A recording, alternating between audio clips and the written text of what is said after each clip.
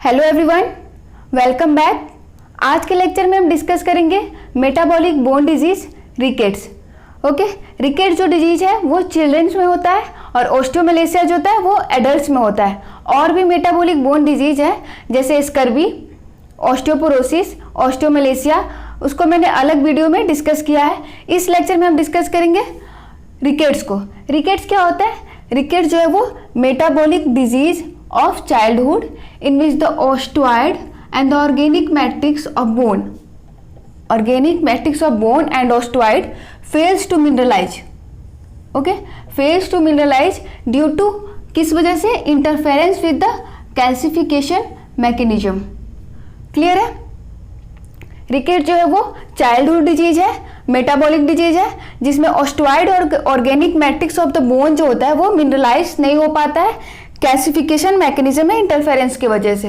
Okay, ये usually common होता है 6 month and 2 years, 6 months and 2 years में। क्लियर है इसका डेफिनेशन? कॉज क्या है इसका? फर्स्ट है विटामिन डी डिफिशियंसी की वजह से ये होता है, फॉस्फोरस की डिफिशियंसी की वजह से होता है, माल एब्जॉर्प्शन एंड रेनल डिजीज। ठीक है, विटामिन डी डिफिशियंसी की वजह से क्यों होता है? Reduced dietary intake. Reduced dietary intake में हम डाइट में ही अगर विटामिन डी कम ले रहे हैं तो विटामिन डी की डेफिशिएंसी होगी तो फिर रिकेट्स होने का चांस रहता है। Reduce amount of sunlight and defect in metabolism of vitamin D. Vitamin D का मेटाबॉलिज्म ही नहीं हो पा रहा है, उसमें ही कोई गड़बड़ी है तो भी विटामिन डी की डेफिशिएंसी हो सकती है। पिगमेंटेड स्किन है तो भी हो सकती है। तो ये सब विटामिन डी की डिफिशियंसी की वजह है। ठीक है, विटामिन डी किस किस वजह से हो सकता है? डाइटरी इंटेक, हम डाइट में ही अगर कम ले रहे हैं विटामिन डी तो हो सकता है। सनलाइट का है कम ले रहे हैं तो हो सकता है। मेटाबॉलिज्म जो विटामिन डी का है वही डिफेक्ट है एंड पिगमेंटेड स्किन है इस वजह से। ओके, तो फर्स्ट कॉज है vitamin D deficiency. Second cause क्या है? फॉस्फोरस की डिफिशियंसी। फॉस्फोरस में क्या है? फॉस्फोरस की डिफिशियंसी कैसे हो सकती है? डाइट में हम कम ले रहे हैं, फर्स्ट तो ये हो सकता है रीजन। सेकेंड हो सकता है डिफेक्टिव ट्यूबुलर रिजॉर्प्शन।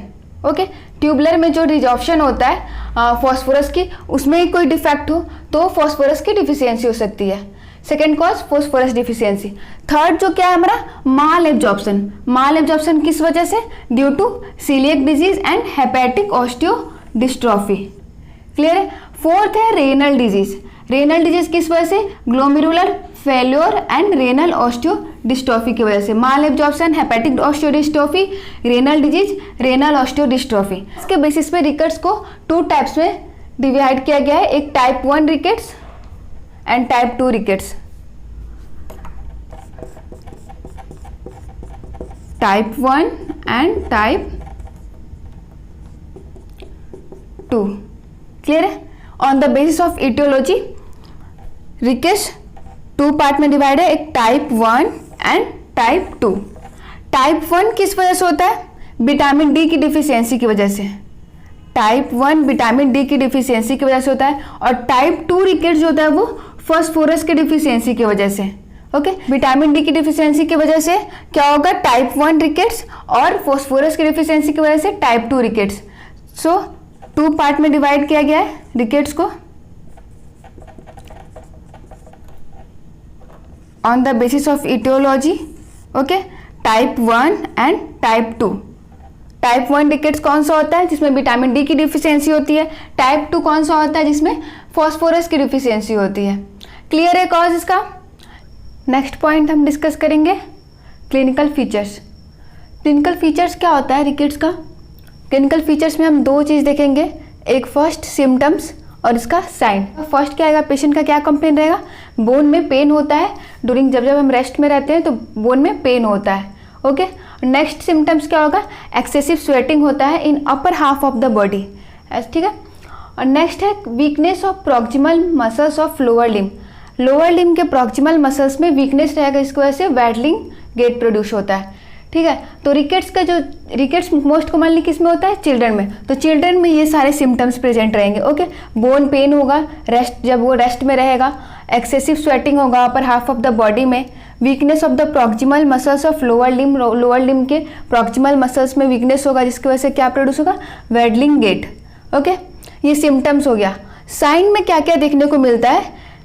बच्चों में फर्स्ट स्कल में हम देखेंगे। ओके, स्कल में क्या रहता है? क्रेनियोटैप्स। स्कल में साइन क्या देखने को मिलता है? क्रेनियोटैप्स। क्रेनियोटैप्स अब होता क्या है? क्रेनियोटैप्स क्या होता है? Pressure over the parietal and occipital bone. Occipital bone और पेराइटल बोन पे अगर हम जब प्रेस का लगाएंगे, जब वहाँ पे प्रेशर करेंगे तो gives the feeling of ping pong ball. Gives the feeling of ping pong ball. जैसे बॉल होता है ना, पिंग पोंग बॉल, तो वैसे ही ऑक्सीपिटल बोन और पेराइटल बोन पे जब हम प्रेशर लगाएंगे तो वो कॉम्प्रेस होगा एंड रिलीज होता है। ठीक है, कॉम्प्रेस होता है फिर वो रिलीज होता है जब प्रेशर लगाते हैं, तो इसलिए हम उसको बोलते हैं पिंग पोंग बॉल भी बोलते हैं। इसको हम ऐसे क्रेनियोटैप्स। ओके, इसका साइन क्या है? क्रेनियोटैप्स। क्रेनियोटैप्स समझ में आया क्या है? प्रेशर जब लगाएंगे पेराइटल बोन और ऑक्सीपिटल बोन पे, चिल्ड्रन के पेराइटल ऑक्सीपिटल बोन पे जब प्रेशर लगाएंगे तो वहाँ पे ping pong ball like sensation देखने को मिलता है, जो कि कंप्रेस होगा एंड रिलीज होता है। ठीक है, डायग्राम में आप देख सकते हैं, अच्छे से क्लियर हो जाएगा।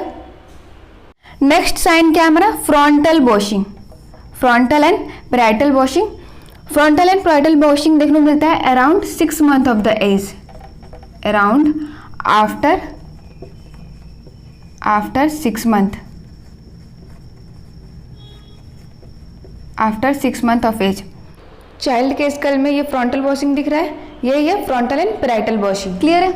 नेक्स्ट स्कल में क्या साइन देखने को मिलता है? स्कल जो होता है वो स्क्वायर शेप में हो जाता है, जिसको हम बोलते हैं कैपट क्वाड्रेटम। कैपट क्वाड्रेटम। ठीक है, क्वाड्रेटम मतलब स्क्वायर शेप में, और कैपट जो क्या स्कल को बोल रहे हैं, तो स्कल जो होता है वो स्क्वायर शेप में होता है, उसको हम बोलते हैं कैपट क्वाड्रेटम। तो स्कल में क्या क्या साइन देखने को मिलेगा? फर्स्ट है क्रेनियोटैप्स।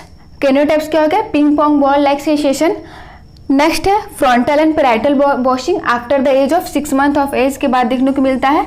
ओके, और स्कल जो होता है वो स्क्वायर शेप में देखने को मिला, जिसको हम बोलते हैं कैपट क्वाड्रेटम। क्लियर है? स्कल में ये साइन देखने को मिलेगा 3।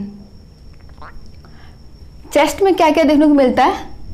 चेस्ट में क्या साइन रहता है? फर्स्ट है रैचिटिक रोसरी। ओके, रैचिटिक रोसरी क्या होता है? कोस्टोकॉन्ड्रल जंक्शन जो होता है वो प्रोमिनेंट हो जाता है एंटीरियर चेस्ट वाल पे। ठीक है, एंटीरियर चेस्ट वाल में कोस्टोकॉन्ड्रल जंक्शन जो होता है वो प्रोमिनेंट होता है। ऐसा क्यों होता है? क्योंकि ओस्टोइड का डिपोजिशन होता है कोस्टोकॉन्ड्रल जंक्शन पे। कोस्टोकॉन्ड्रल जंक्शन पे ओस्टोइड का डिपोजिशन है, जिसकी वजह से वो प्रोमिनेंट दिखता है ऑन द एंटीरियर चेस्ट वाल। डायग्राम में क्लियर शो हो रहा है, चाइल्ड का कोस्टोकॉन्ड्रल जंक्शन जो है प्रोमिनेंट है। क्लियर है रैचिटिक रोसरी? नेक्स्ट साइन क्या देखने को मिलेगा? पैक्टस कैरिनेटम। पैक्टस कैरिनेटम में क्या होता है? स्टर्नम जो होता है वो प्रोमिनेंट रहता है, इसको पिजन चेस्ट भी बोलते हैं। स्टर्नम जो होता है प्रोमिनेंट होता है, also called pigeon chest. Sternum जो है डायग्राम में दिख रहा है पूरी तरह से प्रोमिनेंट, इसे बोलते हैं पिजन चेस्ट। नेक्स्ट है चेस्ट में क्या साइन देखने को मिलेगा? Harrison sulcus. हैरिसन सल्कस क्या होता है? सल्कस मीन्स क्या होता है? Sulcus means depression. ओके, तो horizontal depression along the attachment of diaphragm. Attachment of diaphragm, diaphragm के अटैचमेंट के पास एक हॉरिजॉन्टल डिप्रेशन देखने को मिलेगा। ठीक है, एट द सबकॉस्टल मार्जिन पे। चेस्ट में क्या क्या साइन देखने को मिलेगा? फर्स्ट है रैचिटिक रोसरी, पैक्टस कैरिनेटम, हैरिसन सल्कस। रैचिटिक रोसरी क्या होता है? कोस्टोकॉन्ड्रल जंक्शन जो होता है वो प्रोमिनेंस हो जाता है ऑन एंटीरियर चेस्ट वाल में। ठीक है, ऐसा क्यों होता है? क्योंकि वहाँ पे ओस्टोइड का डिपोजिशन हो जाता है। क्लियर है? नेक्स्ट क्या है? पैक्टस कैरिनेटम। पैक्टस कैरिनेटम में क्या होता है? स्टर्नम जो होता है वो प्रोमिनेंट हो जाता है। हैरिसन, इसको हम पिजन चेस्ट भी बोलते हैं। हैरिसन सल्कस क्या होता है? सल्कस मीन्स डिप्रेशन, तो हॉरिजेंटल डिप्रेशन हो जाता है along the attachment of diaphragm at the subcostal margin. Clear है? चेस्ट का साइन। बोन में क्या क्या साइन देखने को मिलेगा? फर्स्ट है broadening of the end of long bone. जो लॉन्ग बोन का जो इंड होता है, lower part, end of the long bone जो होता है वो ब्रॉडनिंग मतलब ब्रॉड दिखेगा। End of the long bone वो ऐसे ब्रॉड दिखता है। क्लियर है? तो ये most prominently around the wrist and knee. Wrist पे और नी में ज़्यादा प्रोमिनेंट होता है। रिस्ट और नी का जो इंड होता है वो ब्रॉडनिंग हो जाता है, ज़्यादा ब्रॉडनिंग होता है। मोस्टली प्रोमिनेंट वहीं देखने को मिलता है, रिस्ट और नी में। और ये मंथ ऑफ एज में देखने को मिलता है, 6 to 9 months of age. Clear है? Broadening of the end long bone mostly किस में देखने को मिलता है? रिस्ट में और नी में after the around 6 to 9 month of age में ये देखने को मिलता है। रिस्ट और नी का जो इंड होता है वो ब्रॉड हो जाता है, ठीक है।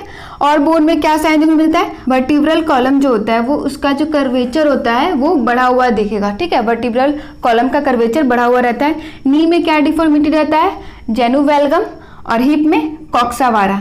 क्लियर है। बोन का साइन, बोन में क्या क्या साइन देखने को मिलेगा, लॉन्ग बोन जो होगा वो लॉन्ग बोन का इंट वो ब्रॉड हो जाएगा, मोस्टली रिस्ट और नी में देखने को मिलता है around the 6 to 9 month of as.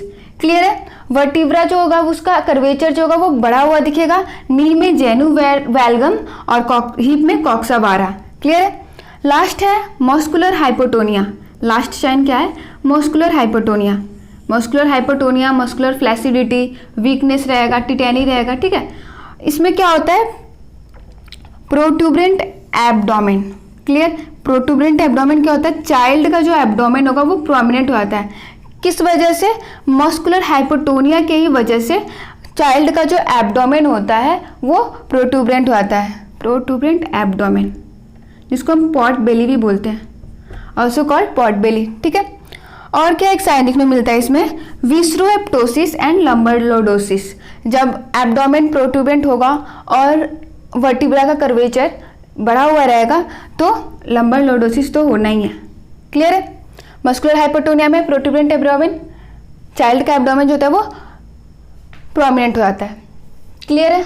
Sign में क्या क्या है, स्कल, पहले स्कल में देखने को मिलता है क्या क्या साइन, और चेस्ट में क्या क्या साइन होगा, बोन में क्या क्या साइन होगा, एंड मसल्स में। क्लियर। सिम्टम क्लियर है, बोन पेन रहेगा ड्यूरिंग रेस्ट में, और एक्सेसिव स्वेटिंग होगा अपर हाफ ऑफ बॉडी में। क्लियर। और वैडलिंग गेट प्रोड्यूस हो जाता है क्योंकि प्रॉक्सिमल मसल्स जो लोअर लिम्ब का प्रॉक्सिमल मसल्स है उसका वीकनेस हो जाता है, तो वैडलिंग गेट प्रोड्यूस होता है वहाँ पे। All clinical features show in this diagram. Sign में स्कल, स्कल में क्रेनियोटैप्स, फ्रंटल बॉशिंग। क्रेनियोटैप्स क्या है, ping pong like sensation. Clear है। पैराइटल एंड ऑक्सीपिटल बोन में डायग्राम में भी देख सकते हैं। फ्रंटल बॉशिंग क्या है, फ्रंटल बॉशिंग ये 6 मंथ ऑफ एज में देखने को मिलता है, frontal and parietal washing. School जो होगा स्क्वायर शेप में होगा जिसको हम बोलते हैं कैपट क्वाड्रेटम। चेस्ट में रैचिटिक रोसरी, रैचिटिक रोसरी क्या होता है, कॉस्टियोकॉन्ड्रल जंक्शन होता है, वो प्रोमिनेंट हो जाता है एंटीरियर चेस्ट वाल पे because deposition of the osteoid. Clear. Pectus carinatum, sternum जो होगा वो प्रोमिनेंट हो जाएगा, ऑल्सो कॉल्ड पिजन चेस्ट। और Harrison sulcus, sulcus means depression, horizontal depression along the attachment of diaphragm at the subcostal margin. Point है investigation of rickets. Rickets का investigation of choice क्या होता है, फर्स्ट रेडियोलॉजिकल एग्जामिनेशन में हम x ray करते हैं, एक्सरे में एंटेरो पोस्टीरियर व्यूज देखते हैं। क्लियर है।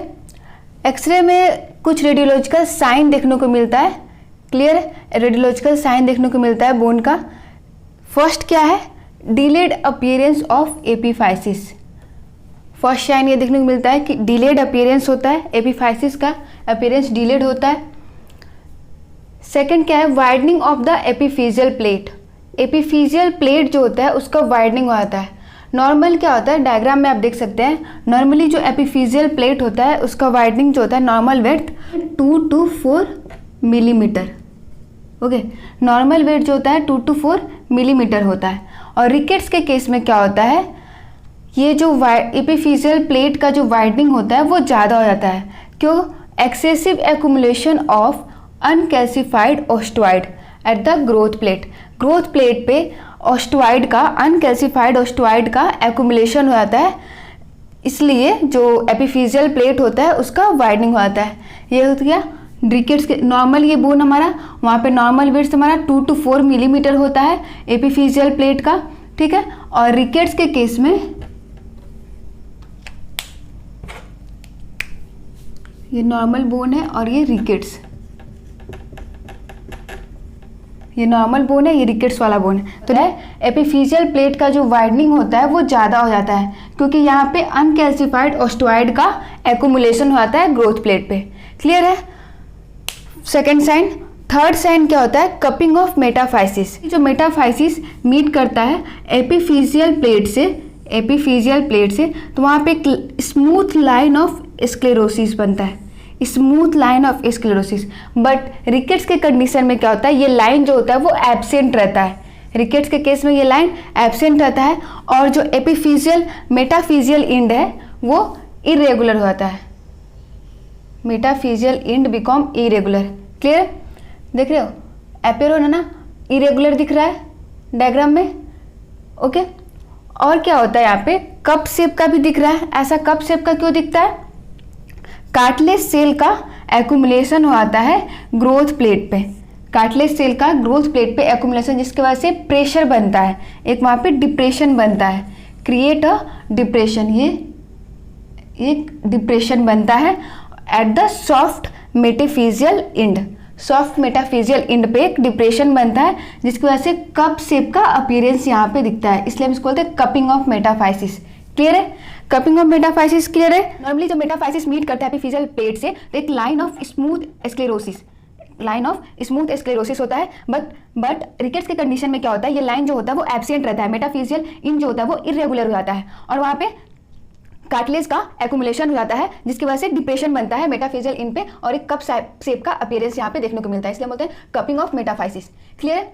नेक्स्ट है splaying of the metaphysis. Metaphyseal end जो होता है वो स्प्लेड हो जाता है। ऐसा क्यों होता है, क्योंकि वहाँ पे प्रेशर क्रिएट होता है। प्रेशर क्रिएट होता है किस वजह से, कार्टिलेज जो एक्यूमुलेट हुआ रहता है ग्रोथ प्लेट पे उससे एक प्रेशर क्रिएट हो जाता है। तो ये जो मेटाफाइसिस है यहाँ पे, इसी को हम बोलते हैं splaying metaphysis, splaying of metaphysis.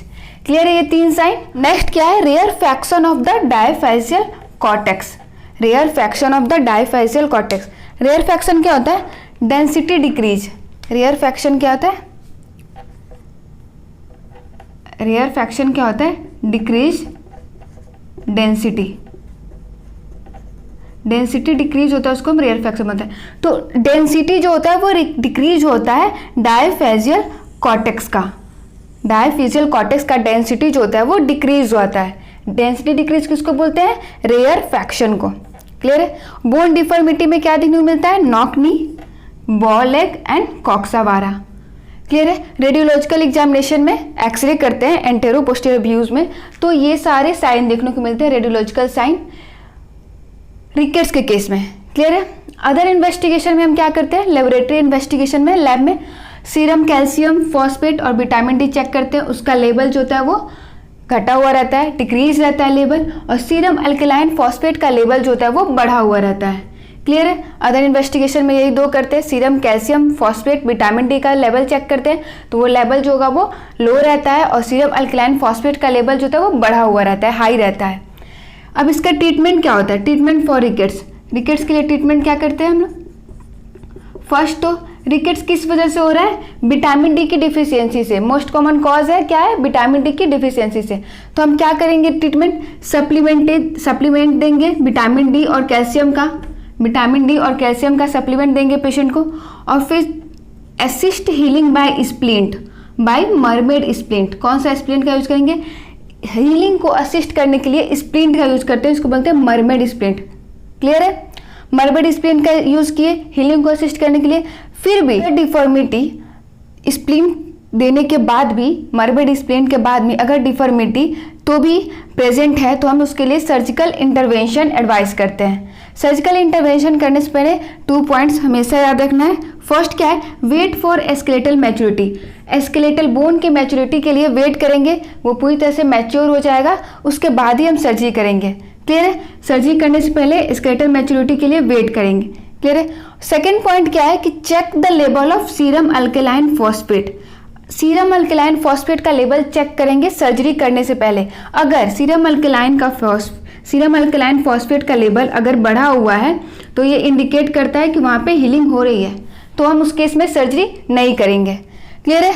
2 point clear रहेगा। सर्जिकल इंटरवेंशन एडवाइस करते हैं, उसमें 2 पॉइंट हमेशा याद रखना है। स्केलेटल मैच्योरिटी के लिए वेट करते हैं सर्जरी करने से पहले, और serum alkaline phosphate level check करते हैं, अगर वो बढ़ रहेगा तो सर्जरी नहीं करेंगे। ये हमारा था पूरा रिकेट्स। ये हमारा था रिकेट्स, डेफिनेशन, क्लिनिकल फीचर्स, उसका cause, investigation and treatment. So I hope you understand very easily. So guys, please like, share and subscribe my channel PT Medicos. Thank you.